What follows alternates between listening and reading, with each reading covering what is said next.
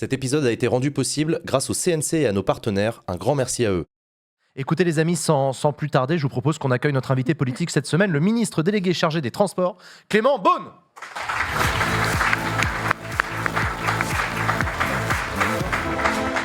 Bonsoir Clément Beaune. Bonsoir. Merci d'avoir accepté notre invitation sur le plateau de Backseat. C'est la deuxième fois que vous veniez. Vous étiez déjà venu sur le plateau de Backseat. C'était juste au moment des élections législatives. Vous étiez d'ailleurs candidat à l'époque à Paris. Et à l'époque, vous étiez ministre délégué, mais aux affaires européennes. Oui. Et là, vous avez depuis changé de portefeuille. Vous voilà au transport. Pourquoi les transports ? J'ai beaucoup de mal à m'y faire, je vous avoue. Une passion, vraisemblablement. Pourquoi les transports ? Ouais, pourquoi pas. Pourquoi les transports ? Parce que quand j'ai fait quelques mois, même quelques années sur les sujets européens, qui restent évidemment ma grande passion, je me suis dit, je pourrais avoir fait une expérience politique sur un sujet que j'aime bien, etc. Ou est-ce que j'ai envie de rester dans cette action-là et de savoir faire un peu d'autres choses aussi ? Et pour moi, il y avait un peu deux conditions. C'était d'être élu, parce qu'on est légitime qu'on est élu. Et vous l'avez donc, été. je l'ai été, c'était dur, mais quand j'étais venu chez vous, effectivement, c'était juste pendant la campagne, je crois, juste avant les élections. Et c'était voilà, une belle victoire à l'arraché en juin 2022. Et puis après, je voulais, et puis c'est aussi les choix du gouvernement, faire quelque chose de plus local, de plus concret, de plus quotidien, parce que l'Europe, c'est parfois un peu abstrait pour beaucoup de gens. Et voilà, et j'apprends aussi des Donc choses sur le dialogue social. Vous vous sentez plus dans le Oui, concret franchement, oui, que les affaires européennes où ça phosphore un peu dans des bureaux. Oui, même si j'ai essayé de dire et de montrer que l'Europe, c'était pas justement abstrait, que c'était la pêche, l'agriculture, que c'était les vaccins, que c'était malheureusement le soutien à l'Ukraine pendant la guerre et que c'est encore le cas. Et je me suis battu pour essayer de montrer justement que l'Europe, c'était pas un truc qu'on faisait qu'à Bruxelles dans des réunions un peu ennuyeuses. Mais le transport, c'est du dialogue social, c'est, on en parlera peut-être, les galères du quotidien. Aujourd'hui, on le voit dans le RER. C'est les Jeux Olympiques à organiser, c'est plein de choses. Donc voilà, moi je suis content de pouvoir aussi faire ça. Vous comprenez que ça puisse interroger, voire que ça puisse susciter des critiques, le fait que l'on change comme ça de portefeuille ministériel, un peu en claquant des doigts, comme si finalement on pouvait être compétent dans tout. Est-ce que vous vous rendez compte de l'image que ça peut envoyer du politique ? Oui, je sais. C'est toujours le même débat. D'ailleurs, dans tous les gouvernements, on a un mix, si je puis dire, avec des spécialistes, des experts, parfois le médecin de la santé, le juge de la justice, etc. Et puis, ce qu'on appelle, même si ça ne veut pas dire grand-chose, des politiques qui font différents portefeuilles. Quand on regarde en pratique l'histoire des ministères, il n'y a pas de règle. Au transport, par exemple, j'ai un prédécesseur qui est Dominique Bussereau, je ne sais pas si les plus vieux peut-être le connaissent encore, qui a été un super ministre des Transports. Il était pas un pro du secteur au départ, il est encore hyper respecté. Et puis il y avait des gens comme Elisabeth Borne ou comme Anne-Marie Drac, que deux femmes ministres des Transports, qui elles venaient du secteur, connaissaient déjà très bien, et puis on fait aussi autre chose après. Donc franchement, je pense que c'est bien aussi qu'on ne résume pas la politique, c'est l'autre critique qu'on entend, à un truc d'expert. Moi, j'ai été dans un ministère, j'ai été fonctionnaire, haut fonctionnaire, comme on dit, j'ai trouvé ça super intéressant. Mais la politique, c'est autre chose. C'est savoir non pas faire n'importe quoi et tout faire, c'est pas ça l'idée. C'est se mettre dans les dossiers, avoir une vision des choses, essayer de bouger justement un peu l'administration, ce qui va ou ce qui ne va pas. On va en parler. Donc voilà, je pense que c'est important pas mal aussi. de sujets. Il y a quand même pas mal de sujets. Après, c'est bossé, on devient un peu expert. On vous présente quand même assez régulièrement comme étant l'un des tenants de la jambe gauche du gouvernement. On peut dire ça. Qu'est-ce que ça veut dire ? Moi, je ne qualifie pas de jambe ou d'aile, mais on a tous d'abord des convictions et puis un parcours. Et vos convictions à vous, elles sont à gauche ? Oui, moi j'ai l'impression, c'est ce que je me demande chaque semaine, que je n'ai pas changé sur l'essentiel depuis que j'ai une vingtaine d'années, que j'ai une conscience politique et que je vote. J'ai voté à gauche dans les élections présidentielles avant Emmanuel Macron. J'ai bossé, c'est comme ça que j'ai connu Emmanuel Macron, dans des cabinets ministériels à gauche, avec un Premier ministre de François Hollande, Jean-Marc Ayrault, avec Emmanuel Macron qui était ministre de François Hollande à l'époque. Et j'ai toujours été de ce qu'on appellerait social-démocratie ou centre-gauche. On aime, on n'aime pas, mais ça a toujours été ma conviction et ça le reste. Malek, et après, juste là-dessus, la politique, c'est aussi un peu une culture, un héritage. Moi, j'ai grandi dans une famille où il y avait des choses comme la laïcité, comme l'engagement européen, comme la lutte contre les inégalités, comme l'égalité des droits, qui étaient très importants, qui sont la gauche et peut-être plus largement que la gauche, j'espère, mais voilà, qui m'ont marqué et qui restent mes valeurs et mes combats. Malek ?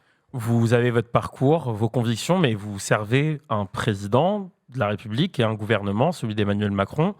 On dit qu'il y a donc deux jambes, une jambe gauche, une jambe droite. Vous n'êtes pas trop d'accord avec ça. Moi, je suis d'accord, il n'y a pas une jambe gauche et une jambe droite. C'est-à-dire que le macronisme est un peu unijambiste, il n'y a qu'une seule jambe droite. Donc je vais vous poser la même question que j'ai posée à Roland Lescure il y a 2 semaines. Qu'est-ce que vous foutez dans ce gouvernement ? Moi, je ne crois pas à ça. Je ne crois pas qu'il y ait, comme on dit, un gouvernement de droite ou une dérive vers la droite. On entend tout ça. Les faits parlent pourtant, monsieur le ministre. Non, moi, je ne crois pas. D'abord, quand vous regardez ce que propose un parti de droite, on va dire les Républicains, qui se revendiquent de droite, qui a des gens qui ont fait tout leur parcours politique à droite, on ne propose pas la même chose. On a un débat, par exemple, sur l'aide médicale d'État aujourd'hui. Bon. Historiquement, c'est plutôt une proposition du FN, nouveau RN, la suppression de l'AME. C'est plutôt les Républicains qui se sont rabattus sur la position ça, c'est vrai du aussi. RN. Je trouve que parfois, ils courent trop après l'extrême droite et le RN, c'est clair. Mais l'AME, moi j'ai bossé au ministère des Finances quand j'étais plus jeune, c'était une proposition chaque année de certains députés de droite, de l'UMP à l'époque. Donc c'est pas complètement nouveau. Bon, moi je trouve que c'est un faux débat, parce que ça ne fait pas venir, les gens ils traversent pas la Méditerranée pour risquer leur peau pour l'AME, c'est pas vrai. En plus, même si on ne croit pas à l'argument moral, il faut regarder l'argument pragmatique. En fait, si vous soignez les gens plus tôt, c'est mieux pour tout le monde, pour eux évidemment, et pour la collectivité, parce qu'il y a moins de maladies qui peuvent être contagieuses, qui se répandent, etc., etc. Et à la fin, on sauve les gens en France, heureusement. Donc il vaut mieux les prendre en charge tôt. Bon. Donc ça, ce genre de débat.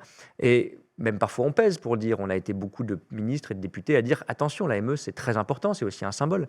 Et quand on regarde ce qu'on a fait, par exemple, sur l'Europe, je prends le domaine que j'ai beaucoup suivi, franchement, quand vous regardez autour de la table des sommets européens, quand vous ne savez pas les étiquettes des uns et des autres, Emmanuel Macron, il est souvent sur des positions plus de gauche que beaucoup de gouvernements où il y a des verts, où il y a des sociodémocrates. On est toujours à la gauche de quelqu'un, non, je ne parle pas de la gauche de quelqu'un, je parle de sociodémocrates espagnols ou de verts suédois, etc. Je l'ai vu sur l'écologie. C'est nous qui avons défendu, par exemple, l'interdiction de vente des voitures thermiques après 2035. C'est une grosse mesure écologique. On l'a fait au niveau européen. C'est nous qui avons construit le plan de relance qui a sauvé plein de petites entreprises pendant la crise économique. Donc, regardons aussi un peu ce que veut dire la gauche à l'échelle européenne, la social-démocratie à l'échelle européenne. Ça se rapproche Souvent, on est dans ces combats-là. Léa. Vous disiez tout à l'heure, avant la présidentielle, Emmanuel Macron, je votais à gauche. Vous votez encore à gauche aujourd'hui ? Je vote Emmanuel Macron, qui est à gauche. Comment ? Qui est à gauche, selon vous ? Je ne pense pas qu'on définisse justement le Macron. Attendez, moi je suis très à l'aise dans cette majorité dans le gouvernement. Mais on ne se définit pas comme étant un parti de gauche. On se définit comme étant un parti, certains disent du centre, certains disent en même temps, du dépassement. Moi, j'aime pas trop cette définition-là, parce que dépassement, ça donne un peu l'impression qu'on est parti très très loin. Mais oui, c'est vous êtes parti très très loin, monsieur. Non, je ne crois pas. Je vais vous ramener un peu ici, on parlait de Thomas Pesquet. Non, je ne crois pas, parce que ce qu'est l'aventure au départ politique, macronienne ou macroniste, moi j'en fais partie depuis le premier jour, depuis avril 2016. C'était de dire, dans le moment qu'on vit, on était quelques semaines avant le référendum du Brexit, quelques mois avant l'élection de Trump, dans le moment qu'on vit, il faut qu'on arrive à se réunir sur des sujets fondamentaux pendant un certain nombre d'années, en dépassant des clivages qui sont parfois un peu vieux. Je reprends l'exemple européen, pardon. Sur l'exemple européen, vous aviez des gens au sein des partis de droite traditionnels, l'UMP ou les LR aujourd'hui, qui étaient pro-européens, d'autres très anti-européens. Et au Parti socialiste, auquel j'ai appartenu à un moment, vous aviez des gens qui étaient super pro-européens. Moi, j'ai fait la campagne du référendum en 2005. Et vous aviez la moitié du Parti socialiste qui était très anti-européen. Enfin, moi, j'estime anti-européen, en tout cas, pour le nom. On va être plus honnête. Bon, voilà. Donc, ça veut dire que c'était quand même un clivage sur un sujet essentiel, qui était au sein du PS lui-même, ou au sein de LR, UMP eux-mêmes. Moi, je n'aime pas l'idée qu'on a effacé les clivages, parce qu'il faut des clivages en politique. Et je pense que le macronisme était en 2016, et encore, un rempart, on peut parler de la suite, contre l'extrême droite et contre le sentiment anti-européen. Et ça, c'était pour moi très important. Est-ce que vous pouvez me citer une mesure de gauche du gouvernement récemment ? Quand vous augmentez, par exemple, l'allocation adulte handicapé significativement, quand vous faites en sorte qu'il y ait le versement automatique des pensions familiales pour les femmes seules, qui souvent n'ont pas les pensions familiales parce qu'on avait aujourd'hui beaucoup de maris qui ne payaient pas et aucun système pour les sanctionner. On peut en prendre plein. Ça, c'est des mesures. Quand on prend des mesures sur les droits aussi, pas que sur le social, sur ce qu'on appelle le sociétal, la PMA pour toutes, c'est une super mesure progressiste. C'est important. Quand on interdit les thérapies de conversion. Est-ce que vous n'avez pas l'impression que votre jambe gauche est un peu courte par rapport à la jambe droite du gouvernement ? Vous êtes un peu en minorité finalement, parce que là, vous me citez des choses qui sont, oui, effectivement, pourquoi pas, des choses relativement progressistes et en faveur des droits des unes et des autres. Mais on voit bien qu'il y a quand même d'autres sujets sur lesquels les droits reculent, sur lesquels aussi, je veux dire, la situation sociale, le pays, la dette sociale dans laquelle vous allez laisser un pays qui est à l'abandon. Il y a des gens, la pauvreté ne cesse. Alors, c'est pas moi qui le raconte, hein. Je veux dire, on avait la Fondation Abbé Pierre sur le plateau. Il y avait la Fondation Abbé Pierre sur le plateau tout à l'heure. L'INSEE a sorti un rapport accablant sur l'état des inégalités en France, sur l'état de la pauvreté. mi-novembre, on a aussi eu un rapport du Secours catholique. Vous parliez des femmes en disant que vous avez fait des mesures pour les pensions alimentaires, etc. Bravo, mais on peut appeler ça une mesurette. Si, on appelle ça une mesurette. Je veux dire, vous trouvez pas qu'il manque quand même quelque chose une volonté structurelle de vraiment porter une politique de gauche, parce que si c'est juste pour avoir des petites mesurettes par-ci et par-là, et par ailleurs vous parlez de l'allocation adulte handicapé, très bien, on est dans un moment d'inflation, ça vous a pas échappé. Par ailleurs, vous avez supprimé, vous avez réduit les APL. Enfin, il y a des choses qui sont quand même assez hallucinantes quand même. Mais bien sûr, les 5 € les APL, c'était une connerie au départ. D'accord, mais il y a plein d'autres choses qui sont hallucinantes dans ce qui se passe. Ce que je veux dire, c'est que comment vous, vraiment, sincèrement, vous pouvez vous regarder dans la glace le matin en vous disant « je suis de gauche » et aller tous les jours au Conseil des ministres et siéger avec des ministres qui sont clairement marqués à droite, comme Gérald Darmanin, comme Bruno Le Maire, et qui font des politiques néolibérales et qui ne sont absolument pas pro-progressistes ou pro-droit, etc. La réponse de Alors moi, je ne crois pas qu'on fasse des politiques néolibérales. On est le pays qui a le plus d'impôts en Europe et qui a le plus de dépenses publiques en Europe. Et moi, je ne critique pas, j'en suis fier, parce que ça veut dire qu'on a des services publics plus importants que dans d'autres pays européens. Il y a plein de dysfonctionnements. Ce n'est pas que l'argent d'ailleurs, parce qu'on met souvent plus d'argent dans nos services publics et il y a quand même des inefficacités ou des gros problèmes. Les transports en font partie, soyons honnêtes. Donc, ce n'est pas seulement mettre de l'argent. Bon. Mais c'est un vrai débat qu'on avait même au sein de la gauche, quand on est honnête, au-delà des étiquettes. Le mandat de François Hollande, il a été, c'est moi pour ça que je l'ai soutenu au départ, et que je renie pas ça, il a été un mandat où on a dit, il y a une gauche, deux gouvernements social-démocrates, le centre-gauche, qui assume, qui a fait par exemple, ça a été fait par François Hollande, des baisses de charges sur les entreprises. On n'a pas dit pour autant qu'on aime ou qu'on n'aime pas Hollande, enfin moi je le dis pas en tout cas, c'est une trahison de la gauche, parce que ça crée des emplois. Et quand on crée la meilleure politique sociale, ce n'est pas seulement les allocations, c'est un filet de sécurité.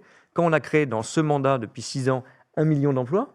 Non, mais il y a la réforme du chômage. Il y en a plein des réformes que je peux. Là, on parle aussi de réduire dans le temps les indemnités des seniors. Enfin, imaginez un peu la violence de la proposition. On n'a pas fait ça. L'assurance chômage, c'est un bon débat. C'est une question d'avoir réduit effectivement la durée d'indemnisation quand il y a encore un taux élevé de chômage. Oui, mais ça ne règle pas le problème en fait. Les gens n'ont pas de travail parce qu'ils ne veulent pas travailler. C'est parce qu'en fait, il y a un gros problème de formation, il y a un gros problème aussi d'emploi, de disponibilité. Enfin, même en plus, il y a un problème d'accompagnement. Le gros problème de cette réforme, par ailleurs, elle a été réfléchie à un niveau national, alors qu'il y a des bassins d'emploi au niveau local. Ça n'a absolument pas été pris en compte. Je suis d'accord avec ça, mais la réforme de l'assurance chômage, c'est pas une mesure antisociale, c'est l'idée qu'il faut mieux accompagner les gens et pas les laisser trop longtemps dans le chômage. Et qu'effectivement, quand vous n'avez pas intérêt, c'est pas une question de stigmatiser quelqu'un, quand vous avez un travail qui ne paye pas comme l'allocation chômage, vous n'allez pas, quand vous avez des gamins de 5 ans, prendre le boulot, c'est normal, c'est rationnel pour protéger votre famille. Donc il faut aussi qu'on joue là-dessus, qu'on paye mieux, que le travail paye mieux, on a revalorisé par exemple la prime d'activité,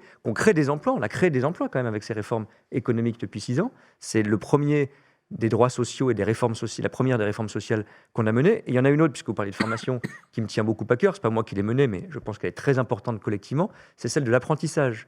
Moi, j'ai fait de l'Europe, on disait tout le temps, on est nuls, nous, Français, parce que par rapport aux Allemands, on ne sait pas faire de l'apprentissage. Il y a une belle réforme là-dessus, qui a été la réforme de l'apprentissage. Je ne rentre pas dans la technique, mais le résultat, c'est qu'on a on va avoir 1 million d'apprentis, on est entre 7 et 800 000. Là, on en avait 100 000 par an avant.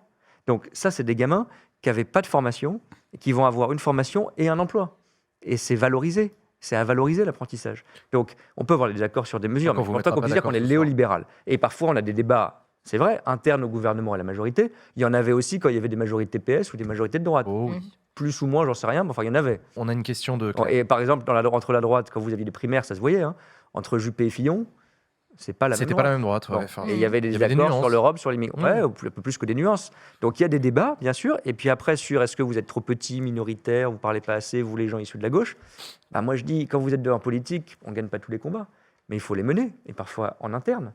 Et moi, par exemple, j'ai exprimé des positions personnelles sur certains sujets, sur la taxation des jets privés, sur la GPA. On aime, on n'aime pas, mais parce que c'est des sujets sur lesquels je pense qu'il faut qu'on aille plus loin. Et après, je sais que c'est pas la position du gouvernement. OK.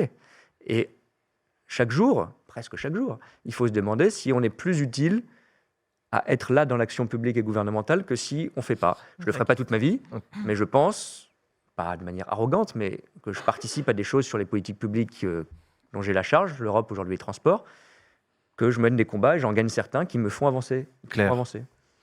Vous avez évoqué tout à l'heure le fait que le macronisme avait aussi vocation à être un rempart face à l'extrême droite. Ce qu'on constate depuis le début de l'arrivée au pouvoir de Macron, c'est pas exactement ça. C'est plutôt une progression assez importante de l'extrême droite et sa dédiabolisation, avec aussi des milices d'extrême droite qui ont une présence physique dans nos rues, désormais avec des ratonnades. On a vu 200 militants d'extrême droite faire des saluts nazis face au Panthéon il y a quelques jours. Donc, quelle est l'explication, selon vous, de ça ?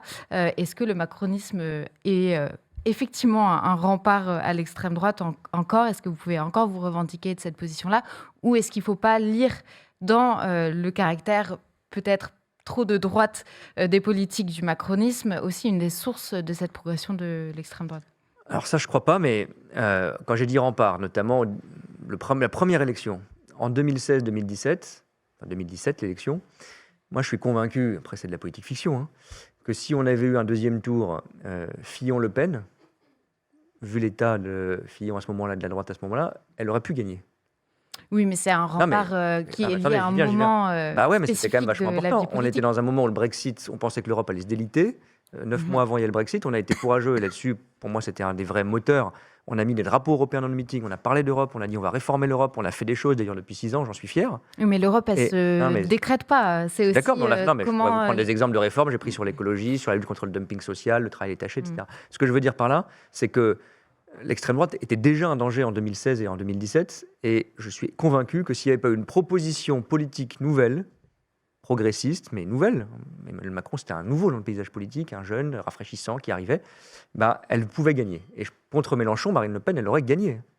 Et si on avait eu Marine Le Pen-Mélenchon au deuxième tour la dernière fois, elle aurait gagné, j'en suis sûr. Oui, mais par rapport à une situation... Ce que je veux dire, c'est pas satisfaisant de dire ça. Mais oui, on a une responsabilité collective. Je vais vous dire, ça fait 6 ans qu'on est en responsabilité, j'en fais partie. Je me réjouis pas que l'extrême droite ait monté. Je pense, je l'ai déjà dit, que c'est un combat générationnel.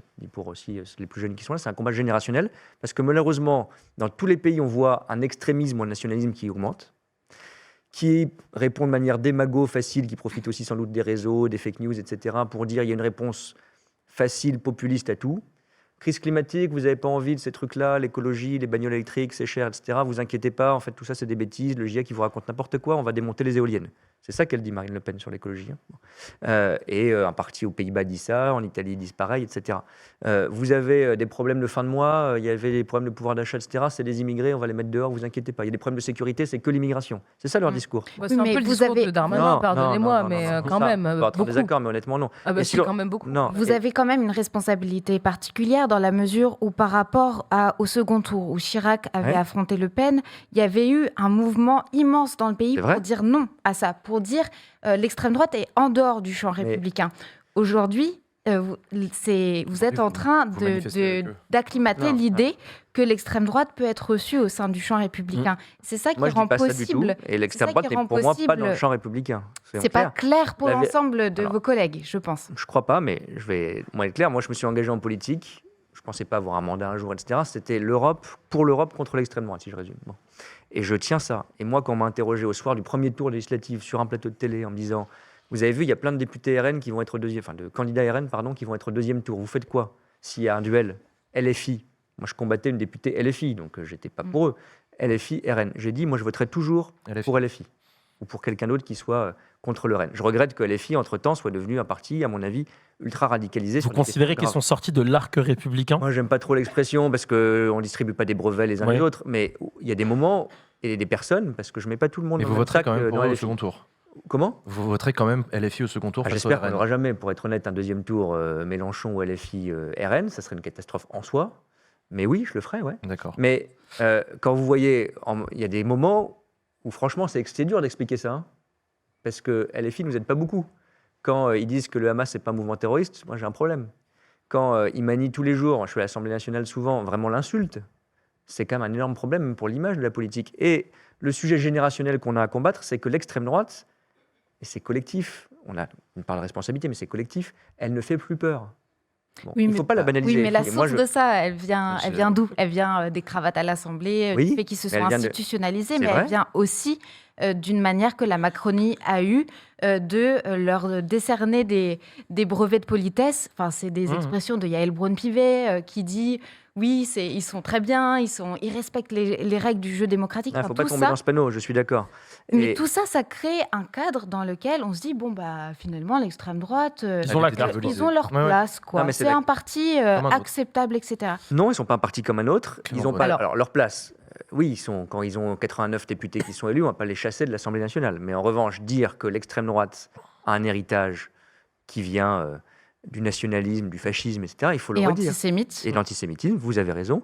Et moi, je l'ai redit, c'était pas juste Jean-Marie Le Pen qui aurait été gentiment congédié par sa fille, tout ça. Elle a été sa candidate aux législatives. Elle a été sa directrice de campagne.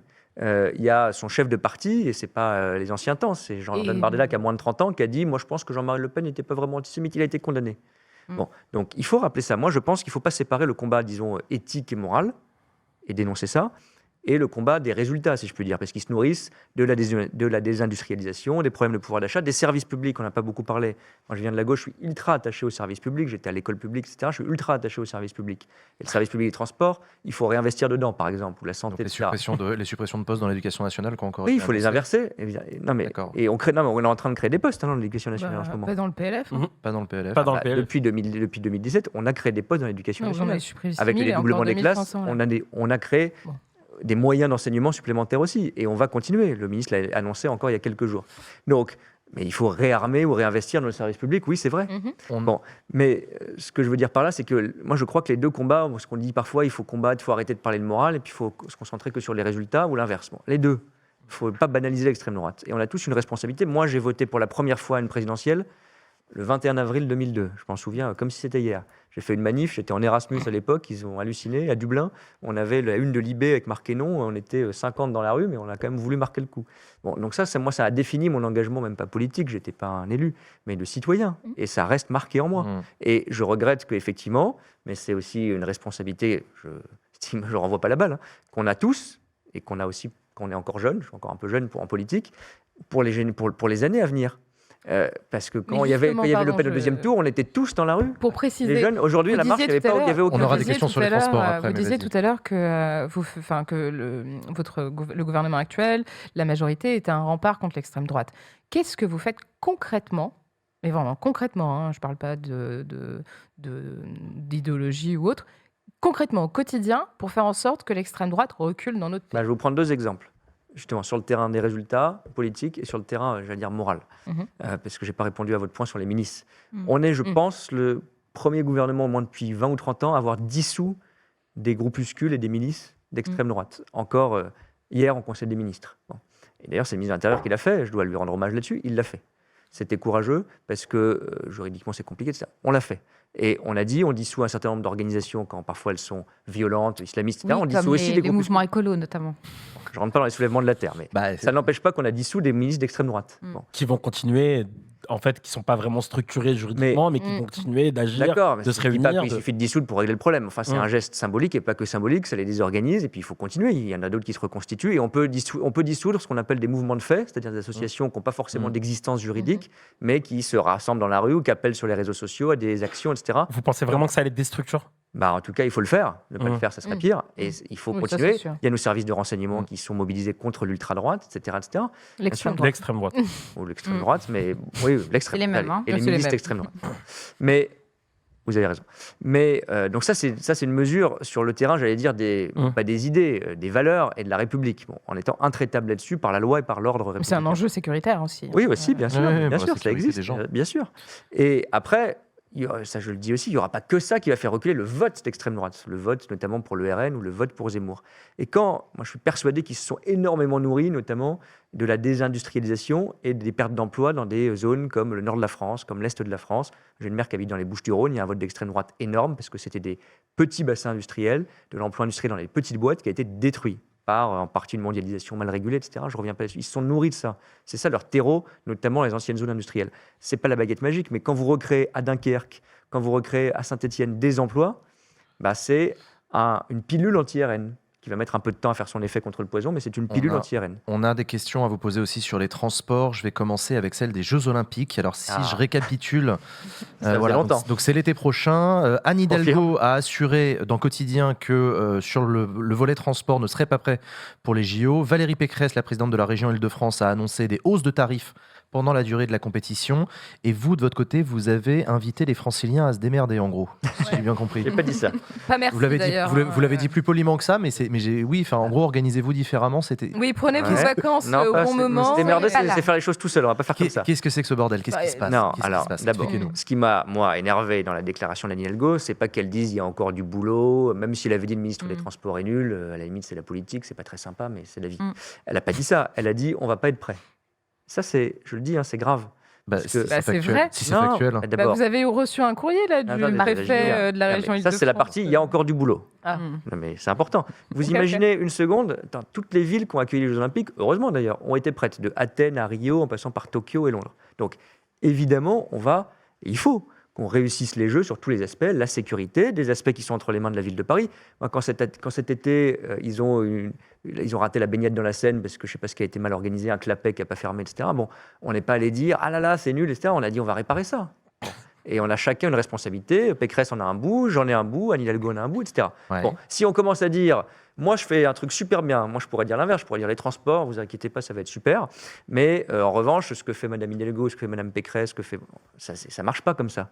La ville de Paris, c'est la ville haute. Vous avez mis quelques taquets sur Twitter. Oui, en réaction, vous avez noté, parce qu'à un moment, il ne faut pas pousser. Mais ce qui me choque, c'est qu'on ne va pas être prêt. Je ne vais pas reprendre des formules ce soir pour pas faire du coup, je pose la question, mais oui, on va être prêt? Mais on a un engagement, parce qu'on mélange les deux. Il y a des galères du quotidien, on va peut-être y revenir, mais c'est pas pareil. Je vous confirme. Mais c'est pas pareil que les Jeux, parce que je veux pas qu'on mélange les choses.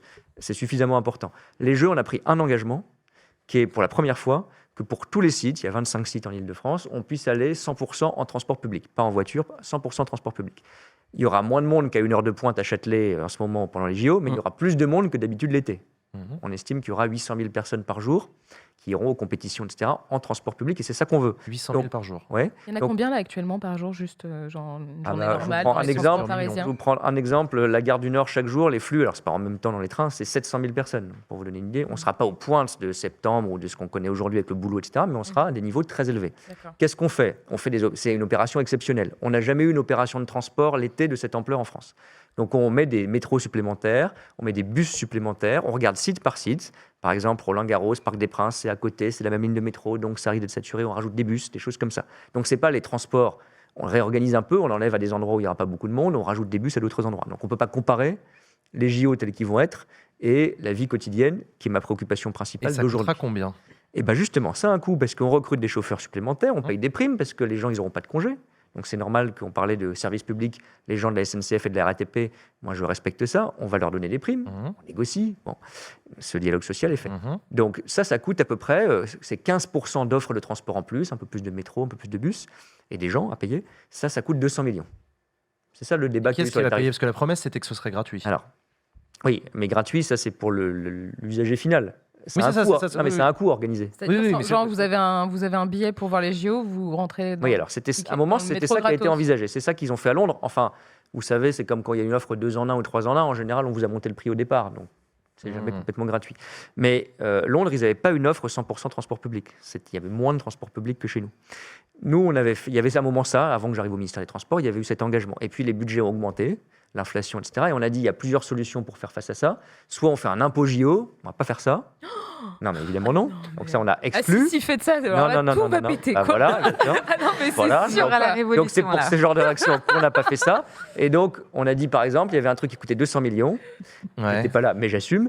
C'est le coût des transports renforcé pendant cette période. Et je prends juste un exemple, je suis trop long, mais si on voulait faire payer les 200 millions d'euros autrement qu'aux touristes, ça serait 6 € de Navigo en plus toute l'année pour tout le monde. On ne veut pas faire ça. Moi, je veux pas. Ce sera juste Navigo plus cher, mais pendant moins de temps. Oui, mais pas pour les abonnés du Navigo. Si vous avez un Navigo annuel ou mensuel, ça bouge pas. Non, mais ça bouge pas, il faut le dire. D'accord, je crois que ça allait augmenter pour les Franciliens. Pourquoi ça n'a pas été assez dit clairement? Ça bouge pas. Votre Navigo annuel et votre Navigo mensuel, il va pas augmenter avec les JO. Il n'y aura pas un Navigo à prendre pour les JO. C'est pour la personne qui n'est pas francilienne, qui arrive là pour les Jeux. elle va acheter un billet, ça coûte 10 € par jour. Honnêtement, quand vous avez payé vos places pour les JO, etc., et l'hôtel, c'est pas indécent. Bon. Et de manière générale, d'ailleurs, je pense qu'on est très généreux avec les touristes qui viennent dans notre pays, qui ne payent pas beaucoup de taxes de séjour, ils ne payent pas beaucoup de billets de transport, etc. Donc, on pourrait les faire participer un peu plus, je suis bien d'accord. Et par ailleurs, on investit dans cette période. Je prends juste un exemple, c'est la ligne 14. Je ne veux pas être trop parisien ou francilien. Je vais vous en parler, monsieur le ministre. Voilà, parce qu'elle est fermée en ce moment à certains jours. Jusqu'en avril. Oui, pourquoi on fait ça? Pas que pour les JO, parce qu'elle est prolongée. Il y a 8 stations supplémentaires. Non, mais on pourra aller en métro 14 automatique à Saint-Denis, une station de plus au nord, et à Orly, 7 stations de plus au sud. C'est des millions de personnes desservies en plus. Bon, les travaux et l'amélioration du réseau dans 6 mois, ça ouvre en juin. C'est vrai que c'est emmerdant à court terme parce qu'il faut fermer. On a un petit retard, on est d'accord sur la ligne 14. Ah non, on n'a pas de retard parce que si on a un retard, on a un problème. Donc je vous assure qu'on va la tenir en juin parce qu'elle doit être ouverte pour les Jeux. Parce que les fermetures jusqu'en avril n'étaient pas annoncées à la base. On nous avait parlé jusqu'à décembre. Non, parce qu'il y a un programme de test des trains qui est prévu jusqu'en avril. C'est technique. Et les fermetures, elles sont annoncées 3 mois à l'avance. Toi, tu connais les plannings de fermeture. Parce qu'en fait, c'est quelque chose que je vis au quotidien. Monsieur le ministre, je vais essayer vraiment d'être un petit peu cadré dans mon expression. C'est vraiment compliqué. Je salue vraiment toutes les personnes qui m'ont écrit en sachant que j'allais vous voir ce soir. Parce que j'ai vraiment tellement de choses à vous dire. Je vais vous raconter ma petite histoire personnelle. J'ai été victime d'un accident de voiture quand j'étais petit. Donc la voiture a été vraiment un traumatisme pour moi. Donc je suis un usager des transports. Sachez que je suis en train de passer le permis en ce moment et que je vais prendre une voiture, tellement les transports parisiens sont devenus en réalité aussi un traumatisme. Arriver le matin sur le quai de la ligne 13, vous savez pas en fait ce que ça nous fait, mais vraiment, moi, je commence à très mal le vivre. Pour les non-parisiens qui nous écoutent, la ligne 13, c'est la plus chargée du réseau. C'est l'enfer. L'enfer avec une ligne de métro. Je vais pas dire où j'habite, mais moi, pour rentrer chez moi, donc j'habite en banlieue, je pense que les habitants de banlieue souffrent de cette assignation à résidence. Pour rentrer chez moi, je dois prendre la ligne J du Transilien. Généralement, je mets 45 minutes pour partir de ce studio-là et rentrer chez moi.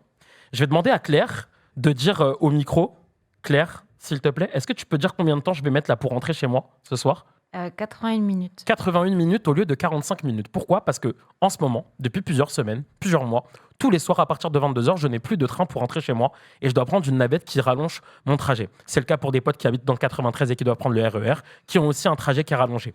Donc si on prend toutes les problématiques de métro, je pense à la ligne, je les ai notées tout à l'heure, la ligne 3, la ligne 6, la ligne 7, la ligne 8, la ligne 13 et la ligne 14, la 11, dont la ligne 14 qui était automatique et qui devait censé nous simplifier la vie. Si je prends ça, elle revient à la 14. Si je prends le RER tous les jours, mais on ne parle pas de petits problèmes qui arrivent de temps en temps, on parle du quotidien.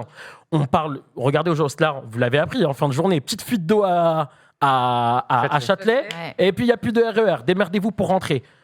Donc, le métro, le RER, les Transiliens, vous nous parlez des JO, mais bordel, j'ai juste envie de vous parler du quotidien. Je m'en fous de savoir si c'est Hidalgo, Pécresse, vous. D'accord. Moi, tout ce qui m'importe, c'est quand est-ce que vous allez faire quelque chose, bordel. C'est tout. Alors, je réponds là-dessus ? Oui, allez-y. C'est vrai que c'est la galère. Alors, moi, je suis parisien depuis que je suis né. Le métro à l'heure de pointe, je prenais la 12 et la 3 quand j'étais étudiant, etc. Ça n'a jamais été génial à l'heure de pointe, soyons aussi honnêtes, parce qu'il y a le Covid entre-temps, et je ne dis pas que c'est justifié et justifiable, je vais y venir tout de suite, mais on a toujours eu, depuis au moins 20 ans, un métro qui est très chargé le soir, trop chargé, etc. Et puis on a un réseau de métro qui, avec Londres, est un des plus vieux du monde, et donc on a des lignes super anciennes, et les investissements sont très compliqués pour changer. Bon. Il y a en plus, en ce moment, alors c'est à la fois une pire nouvelle et une bonne nouvelle, si je puis dire, énormément de travaux. Bon.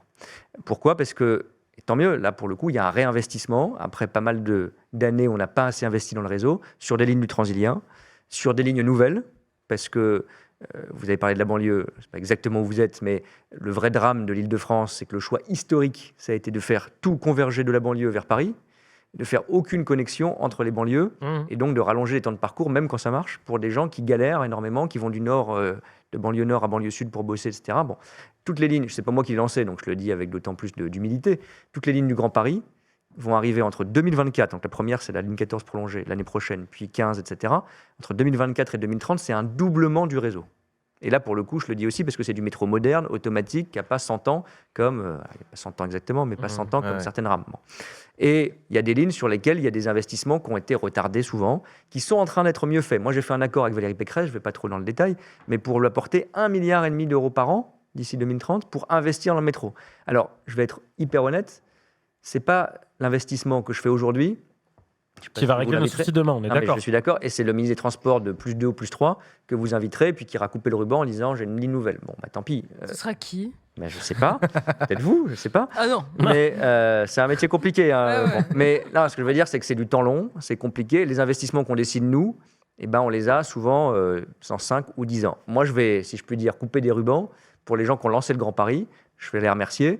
Et ça a été attendu pendant 10 ans. La ligne 14 prolongée, ça a été attendu pendant 10 ans. Et là, on est dans la dernière droite de galère. Il y a une galère supplémentaire. Là, pour le coup, on peut la résoudre plus vite, qu'on a eu en 2022 et encore un peu.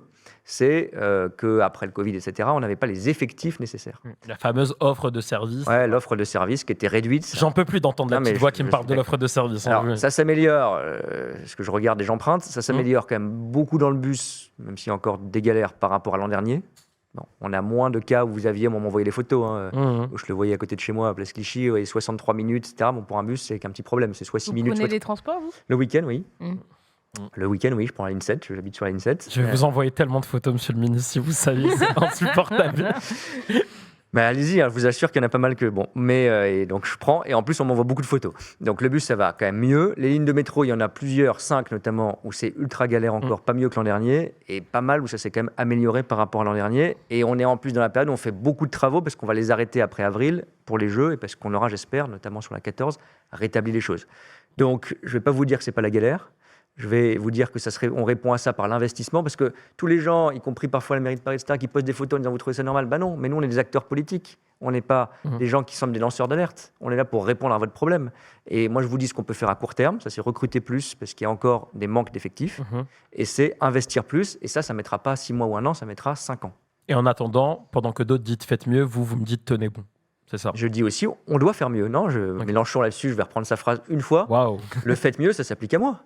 Je ne vais pas vous faire le coup de Pécresse, machin, etc. Moi, Pécresse, ce n'est pas ma sensibilité politique. Quand je suis arrivé, on ne s'entendait pas très bien. Bon. J'avais beaucoup tapé sur elle pendant la campagne présidentielle parce que je bossais pour Emmanuel Macron. Bon, voilà, on a un petit passif. Au départ, c'était compliqué. Et puis, à la fin de l'année dernière, je ne vous fais pas tous nos épisodes amoureux, mais à la fin de l'année dernière, on s'est dit, bon, vous êtes Madame la Présidente de la région Île-de-France en charge des transports. C'est elle qui organise les transports. Et moi, je suis le ministre des Transports, donc je suis déjà un peu des comptes à rendre quand même. On va trouver un accord. C'est un accord financier pour que vous investissiez. Parce qu'elle n'avait pas les financements pour ouvrir la ligne 14 automatique l'année prochaine. Il n'y avait pas assez d'argent pour les trains. Là, il y a 55 trains nouveaux qui arrivent, qui sont en production. Je suis allé les voir, jour et nuit, par Alstom. Et ils seront là pour les JO, mais évidemment, ils restent après les JO. Vous avez raison, l'horizon, ce n'est pas juste les Jeux. Les Jeux, on y arrivera parce que c'est autre chose. Mais ce sur quoi je veux qu'on soit prêt, c'est les transports du quotidien. Je sais que c'est galère, depuis longtemps, que ça s'est dégradé après le Covid, qu'on remonte un peu la pente par rapport à l'an dernier et qu'il y a encore plein de galères sur le Transilien. On a d'autres questions à vous poser, notamment sur la transition écologique, Claire. Oui, autre grand événement qui a eu lieu à Paris, la COP de 2015, avec un accord entre 195 pays pour rester en dessous de la barre des 1,5 degrés. COP de Dubaï, on n'y est pas du tout, on est sur une trajectoire qui est fléchée entre plus 2,1 et plus 2,8 pour le moment.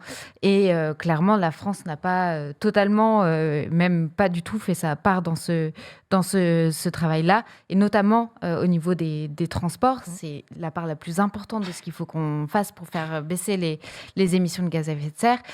Et on est encore dans une situation où on construit des autoroutes, où il y a un manque de financement notamment la 69. La 69 en particulier. JO et 69, ça je savais que... Voilà, c'est le tandem en ce moment. Mais notamment, et avec des manques de moyens juste financiers. Par exemple, les 13 projets de RER, il y a 9 milliards sur la table, il me semble, et un seul RER en coûte 7 au minimum. Donc, la responsabilité de la France aussi, qui a accueilli la COP, qui a scellé cet accord de Paris, je veux dire, comment vous voyez votre rôle et c'est quoi votre plan pour faire mieux ? Bah oui, là, il faut faire mieux. Je vais pas faire de la justification, etc., permanente, mais c'est important. La France est le seul, cette année, enfin l'an dernier, en 22, pays du G7 qui a réduit ses émissions de gaz à effet de serre. Sur le premier semestre 2023, qui a réduit ses émissions de gaz à effet de serre. Là, c'est pas une question mais je suis d'accord, pas assez vite. Là, c'est les petits pas, ça n'a plus aucun sens. Non, c'est pas que des petits pas. On peut pas compter sur Béchu, parce que de toute façon, il prend l'avion tous les jours. Non, c'est pas sympa. Arrêtez, j'y reviendrai, mais je vais essayer de répondre sur le fond. Mais on est un des pays qui a un des mix énergétiques, comme on dit, une production d'énergie la plus décarbonée. C'est le débat sur le nucléaire, mais c'est clair que ça nous décarbone notre énergie par rapport aux Allemands. Avec le charbon, le gaz. Bon, on en a beaucoup moins qu'eux. Et on fait mieux en termes de baisse. Bon. Ça suffit pas. En gros, ce qu'il faut, c'est doubler le rythme. C'est doubler le rythme de baisse des émissions pour la France et pour les autres pays européens. Les autres, c'est encore plus. Et puis de toute façon, moi, j'achète jamais l'argument c'est l'argument du RN d'ailleurs. En France, on va rien faire parce qu'on est 1%, donc c'est les Chinois qui vont tout faire. Vous êtes plus fort quand vous faites vous en France, puis en Europe, puis à l'international. Puis on a une petite responsabilité historique aussi. Et en plus, on va pas faire exactement le compte sur 200 ans. Bon, voilà. Donc il faut le faire. Les transports, c'est un problème au cœur de la transition écologique, j'allais dire partout, parce que les transports, c'est 30% des émissions de gaz à effet de serre. Et depuis 90, j'étais pas là, mais depuis 90, c'est là qu'on commence la référence, c'est le 1990, c'est le seul secteur en France, en Allemagne, qui n'a pas baissé ses émissions. Bon. L'industrie, ça a baissé, alors surtout parce qu'on a fermé des usines, le logement un petit peu parce qu'on isole mieux, etc. Les transports, non, parce qu'on se déplace plus, y compris en avion. Donc il y a une responsabilité énorme des transports, ça c'est clair. En même temps, c'est du quotidien, on n'a pas envie de se déplacer moins. Et on parlait des transports publics, mais 85% des Français, ils se déplacent, c'est un fait, aujourd'hui en voiture. Mais ça, c'est un fait qui est l'issue d'une histoire politique et de choix politiques. Mais bien sûr. Est-ce qu'il faut maintenir ces choix politiques? Non, pas du tout. Il ne faut pas maintenir ces choix politiques. Simplement, je dis, c'est la base de départ. Vous ne pouvez pas nier qu'aujourd'hui, c'est 85%. C'est vrai, oui, non, c'est vrai. Oui. Et donc, ça veut dire qu'il y a des gens qui ont une voiture tous les jours pour aller chez le médecin, pour aller au boulot. Donc, il faut leur construire des autoroutes. Non, c'est pas ça que je dis. Mais c'est que dans la stratégie de décarbonation, j'y viens, c'est maximum de ce qu'on appelle le report modal, c'est-à-dire passer de la route ou de l'avion au train. Et donc, c'est pour ça qu'on fait ces RER métropolitains dans 13 villes. Je peux revenir sur le financement. Mais ça, c'est un gros projet. En fait, c'est comme le Grand Paris. On va faire des lignes de métro supplémentaires, des lignes de tram supplémentaires, des lignes de bus supplémentaires, mais pas que à Paris, où ça sera fait largement, à Lille, à Nantes, à Bordeaux, etc. Bon. Donc ça, c'est hyper important. Et c'est pas juste pour les gens dans les centres-villes, qui sont en général assez bien desservis. C'est pour les gens qui sont à 50 bornes ou à 80 km du centre-ville, qui, eux, sont les utilisateurs au quotidien de la voiture. C'était la France des Gilets jaunes. Eux, ils râlaient contre la taxe carbone et le prix des carburants, parce qu'ils disaient, mais moi, j'ai pas le choix. Il faut entendre aussi ça. Ce que je veux dire dans les 85% de voitures, c'est qu'on part de là. Et donc, on ne fera pas la décarbonation que en disant, demain, vous aurez les transports publics. Parce que même si je construisais un réseau de transports publics super, à Paris, on y est encore, après 15 ans de démarrage du Grand Paris. À Nantes, à Bordeaux, ça prendra au moins 10 ans. Même si... Parce qu'il y a des retards et parce qu'il n'y a pas eu assez de financement. Parce que même si vous voulez accélérer, il y a des choses qui ont été faites. Heureusement, vous allez à Bordeaux, il y a un tram qui a été construit. Vous allez à Montpellier, il y a un tram qui a été construit. C'est pas rien passé. Ce que je veux dire, si on veut accélérer, il faut plus de transport public, il faut donc de l'offre aux gens, parce que sinon on retombe dans ce que vous disiez. S'il n'y a pas de transport public, les gens ils vont garder leur bagnole, surtout dans les zones où aujourd'hui ils partent, c'est un trajet en voiture. Et il faut être lucide. On ne va pas passer de 85% de déplacement en voiture à 20% en 10 ans. Bon. D'abord parce qu'on n'aura pas les bus et les métros. Donc il faut aussi qu'on décarbone la route, c'est la voiture électrique. Pour moi, ce n'est pas contradictoire de soutenir la voiture électrique et de soutenir les transports publics. On a besoin des deux. On peut se permettre d'écarter aucun levier. Et donc la route d'hier ne sera pas la route de demain. Vous aurez une route avec du thermique aujourd'hui, de l'électrique demain. Elle est accessible vraiment, cette voiture électrique, pour tout le monde, alors, les classes populaires? Pour moi, c'est un des combats de la transition écologique. Je ne vais pas vous faire tous les chiffres, mais dans mon budget, il y a 13 milliards d'euros. Les 8 milliards d'euros, c'est sur justement décarbonation, à part le train, les transports publics, l'investissement dans le train de nuit, etc. Et puis il y a 2 milliards d'euros, c'est sur le bonus écologique pour que ça soit moins cher d'acheter une voiture électrique. Aujourd'hui, c'est un produit de luxe, encore. Le bonus écologique, disons que ça le rend accessible à des gens qui sont, allez, on va dire classe moyenne supérieure, mais c'est encore très cher. Mais vous êtes un ménage modeste, un Français moyen, vous ne pouvez pas acheter l'électrique, c'est trop cher. Bon. Et donc, on va mettre en place une des mesures qui me tient beaucoup à cœur d'ici la fin de l'année, c'est le leasing social, où il y aura des modèles français et européens, surtout français, qui seront accessibles à 100 € par mois. Là, ça change quand même la donne, parce qu'il y a beaucoup plus de Français qui vont avoir accès à la voiture électrique. Quelles conditions ça, monsieur le ministre? Il faut être dans les 50% de ménages français les plus modestes. Okay. Dernière question, est-ce que vous allez annoncer l'abandon du projet d'autoroute A69? Non, ça ferait peut-être plaisir à certains, mais non, je n'ai pas changé d'avis là-dessus. Je vais vous dire, on va arrêter des projets autoroutiers. J'ai lancé, c'est la première fois qu'on le fait, justement, la revue des projets d'autoroute pour qu'il y a une petite dizaine de projets autoroutiers qui sont plus ou moins dans les cartons en France et on va en arrêter certains. Bon. C'est un dernier pour la route, quoi. Non, c'est pas un dernier pour la route, c'est parce que je pense qu'il ne faut pas en lancer de nouveau, évidemment, parce qu'après, on a des décisions difficiles à prendre. Mais moi, je suis allé échanger avec les élus du Tarn, notamment. Et ils ne sont pas tous anti-écolos. C'est les besoins du quotidien, etc. Et contrairement à ce qu'on dit, ce n'est pas juste pour une entreprise, etc. Tous les maires, les petits maires, etc., ils sont pour cette autoroute à 80%. Et ils me disent, mais attendez, il y a un moment, on parlait d'extrême droite, il y a un sujet de parole politique. Le Premier ministre Jean Castex, j'étais dans son gouvernement, je n'étais pas encore ministre des Transports, il est venu 2 fois. Il nous a dit 2 fois, l'autoroute, elle arrive. C'était pareil avec Notre-Dame-des-Landes. Oui, d'accord, mais je pense... Ça a été surpromis, repromis. Parce que le truc, c'était tellement enlisé qu'on ne pouvait plus avancer. Et là, l'autoroute 69, c'est pas enlisé ? Non, c'est pas enlisé, je crois pas. Et c'est important parce qu'on peut penser ce qu'on veut de ce projet autoroutier là ou pas. Il faut en faire moins, il faut en arrêter certains, il faut plus en lancer. Ça, je suis entièrement d'accord, et mettre notre argent sur les transports publics. En considérant qu'il y aura quand même besoin de crédit pour la route, parce qu'il faut entretenir des routes. Et les routes avec des voitures électriques. La 69, j'aimerais bien qu'elle soit justement l'autoroute exemplaire, avec des cars express, avec des péages qui soient beaucoup moins chers, voire nuls pour les voitures électriques, etc. On peut faire ça aussi. C'est pas la même autoroute aujourd'hui et il y a 50 ans. Bon. Mais vous pouvez le faire sur les autoroutes existantes. Oui, d'accord. Il faut le faire aussi sur les autoroutes existantes. Mais avec un projet nouveau, vous mettez de nouvelles règles, un péage, etc. Donc, ça n'empêche pas. Donc, ce que je veux dire, c'est que la route, c'est pas l'ennemi, c'est la décarbonation en soi. On va faire les deux. On va aussi décarboner la route. Ça, c'est super important. Mais cette autoroute, elle peut déjà pas être exemplaire. Il y a eu des centaines d'arbres qui ont été abattus en cours de route. Il y a un problème de biodiversité, pas seulement de décarbonation. Oui, bien sûr, c'est pour ça qu'il en faut moins au total. Après, il ne faut pas non plus faire de la 69 le symbole de tout le réchauffement climatique mondial. Il y a 200 arbres. Il y a Christophe Béchu aussi. Il y a 200 arbres qui ont été... Vous êtes dur. Il y a 200 arbres qui sont abattus. Des arbres, ce qu'on appelle d'alignement, les beaux arbres qui sont le long des routes. Bon, on en replante 5 fois plus. Un arbre ne vaut pas un arbre parce qu'un jeune, c'est pas comme un vieil arbre, etc. Ok. Mais vous savez combien on plante d'arbres chaque année dans le Tarn, le département où il y a l'autoroute ? 45 000. Donc, que ça soit bien ou mal, on peut en discuter. Mais on ne peut pas dire que c'est l'A69 qui est la source de tous nos maux et le symbole de tous nos maux. C'est pas vrai. Après qu'il faille arrêter de lancer les projets autoroutiers, on est d'accord, parce qu'il y en a qui ont été lancés. Tous ceux dont on parle aujourd'hui, qui sont en débat, ils ont 20 ou 30 ans. Donc, si on veut préparer l'avenir dans 20 ou 30 ans et pas se retrouver à avoir que des mauvais choix, en train de renier une parole ou faire des choix qui sont discutables, eh ben, il faut qu'on change vraiment de modèle. Merci Clément Beaune d'avoir accepté notre invitation sur le plateau de Backseat. Merci à vous. Vous pouvez l'applaudir. Merci beaucoup. Clément Beaune, je vais vous laisser quitter le plateau. Merci.